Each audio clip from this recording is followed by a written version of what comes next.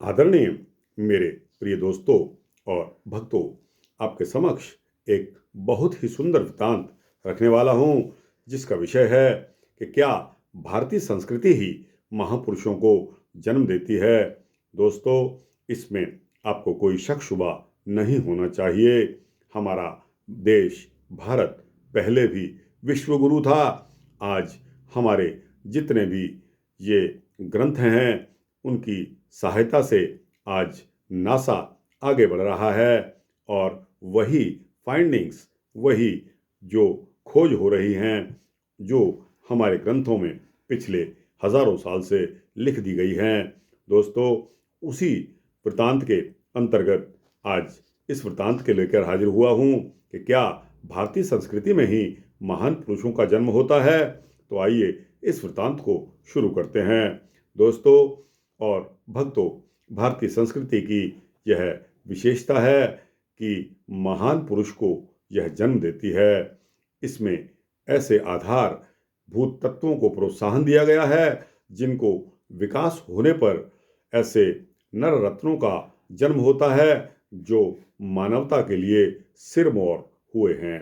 इस संस्कृति के ढांचे में ढले हुए नर रत्न अपने दिव्य प्रकाश से संसार में प्रकाश उत्पन्न करते थे और उसी आकर्षण के कारण विश्व की जनता इन्हें जगत गुरु, चक्रवर्ती, शासक और भूसुर पृथ्वी का देवता मानती थी। भारत स्वर्ग की अपेक्षा भी श्रेष्ठ समझा जाता था।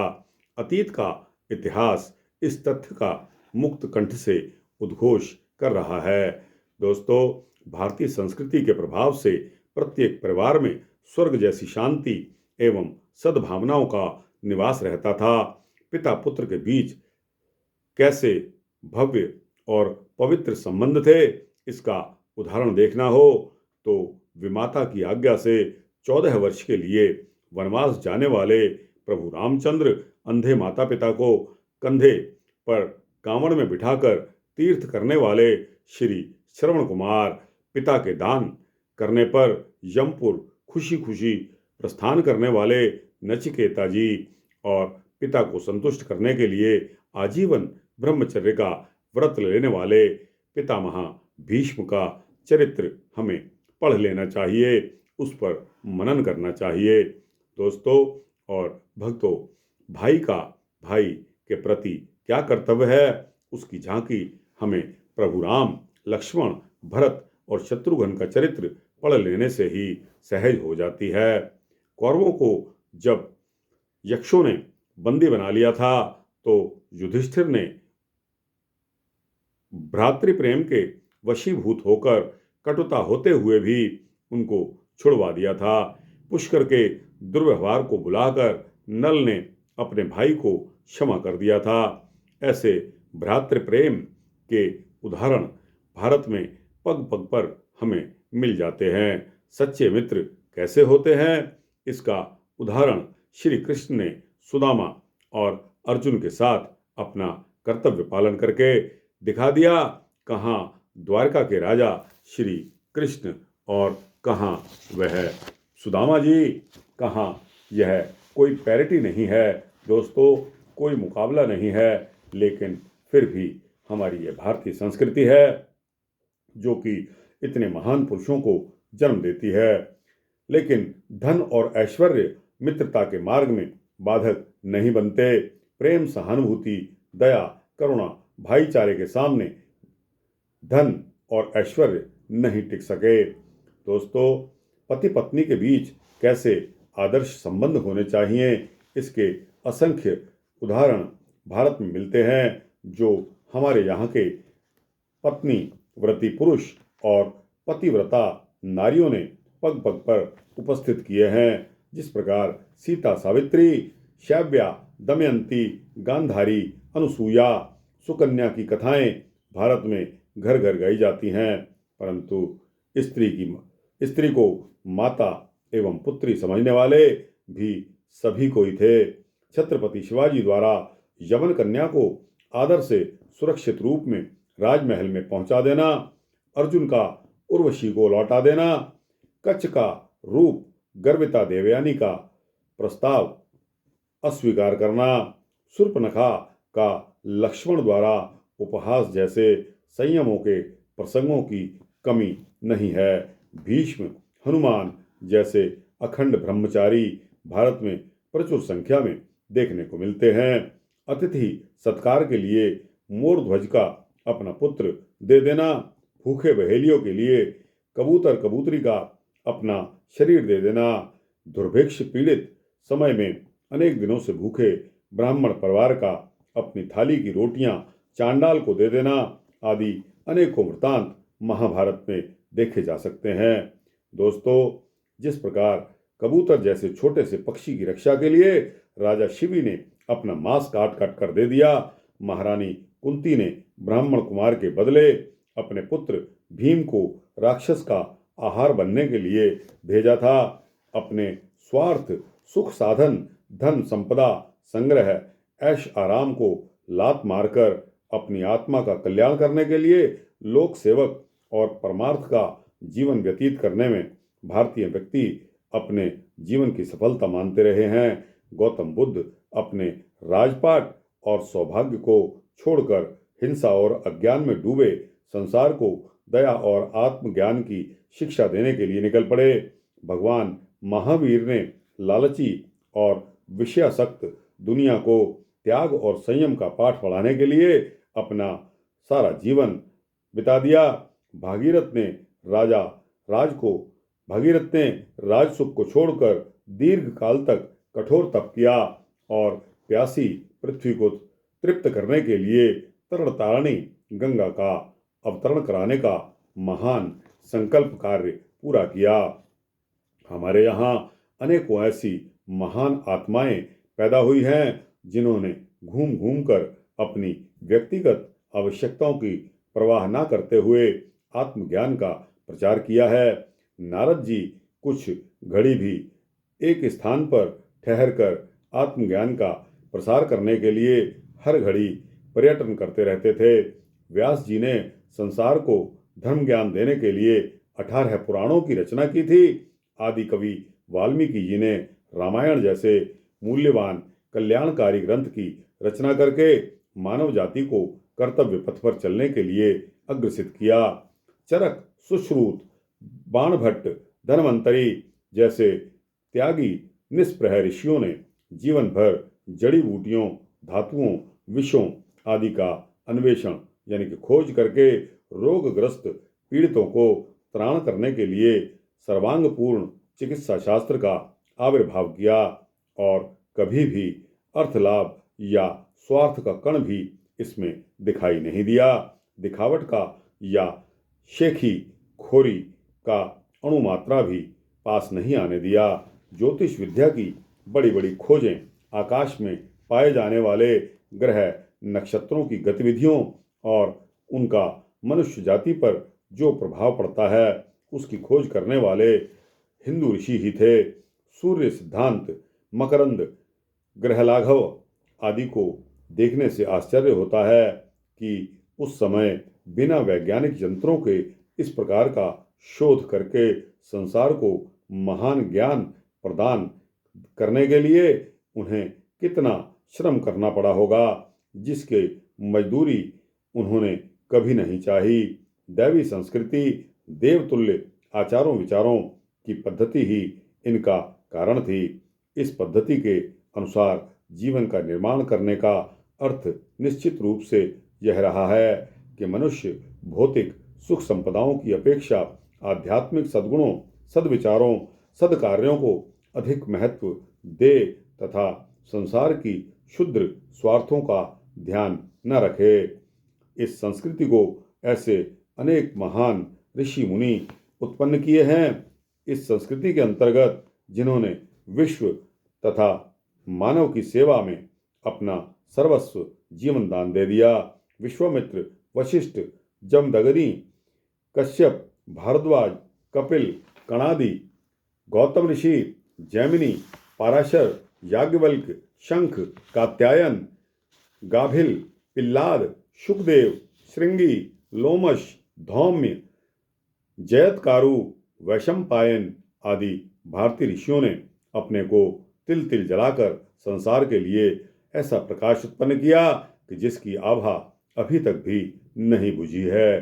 सूत और शौनक निरंतर प्राचीन काल के महापुरुषों की गाथाएं, विरुदावलियां, धर्म चर्चाएं सुना सुनाकर मानव जाति की सुप्त अंतरात्माओं को जगाया करते थे।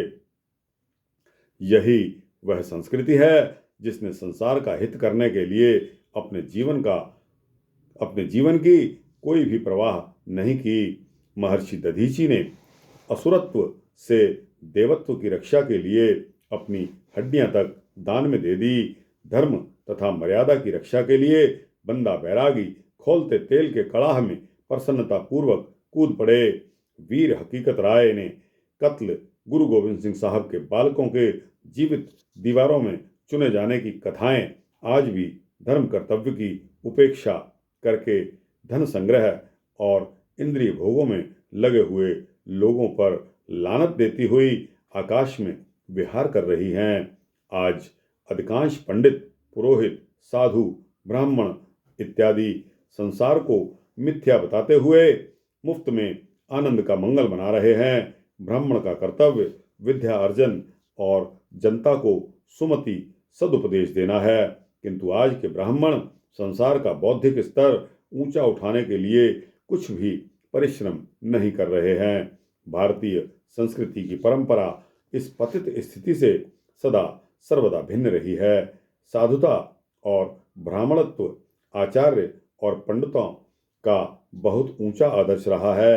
शंकराचार्य, कुमारिल भट्ट सिख धर्म की रक्षा करने और धर्म की रक्षा के लिए अपने को बलिदान करने वाले 10 गुरुओं स्वामी दयानंद सरस्वती, संत ज्ञानेश्वर, संत तुकाराम, समर्थ गुरु रामदास, चैतन्य महाप्रभु, कवि शिरोमणि कबीर साहब, स्वामी विवेकानंद, स्वामी रामतीर्थ इत्यादि असंख्य भारतीय धर्मगुरु लोकहित के लिए जीवन भर घोष परिश्रम, प्रयत्न और परिभ्रमण करते रहे हैं।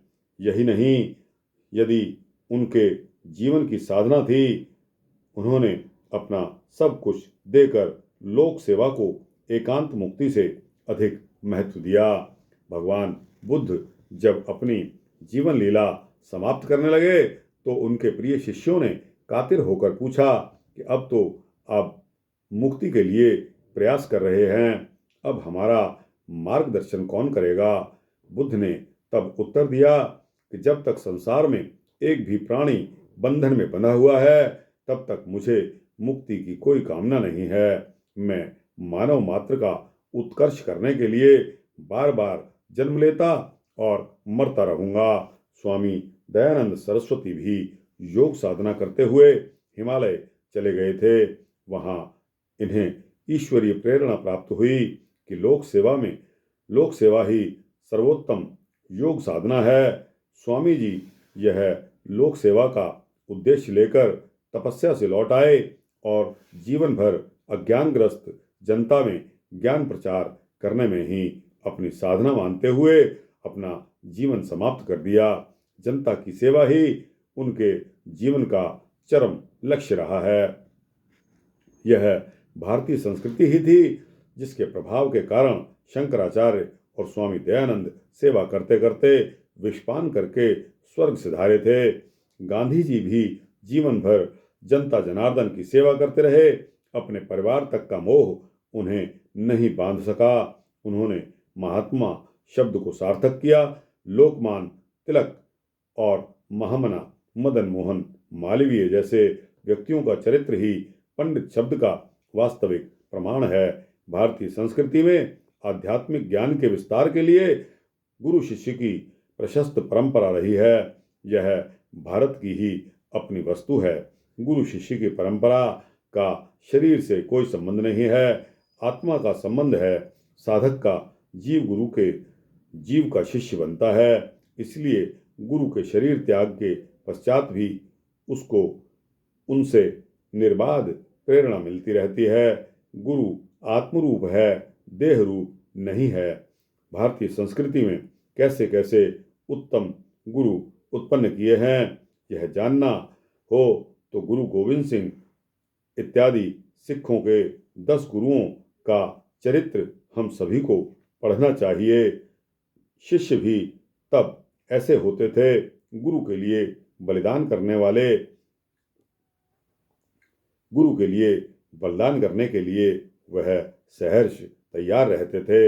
एकलव्य, अरुणी, उद्दालक, धौम्य, नचिकेता आदि भारतीय शिष्यों के चरित्र पढ़ने से हमें भारतीय संस्कृति पर सहज ही गर्व होने लगता है।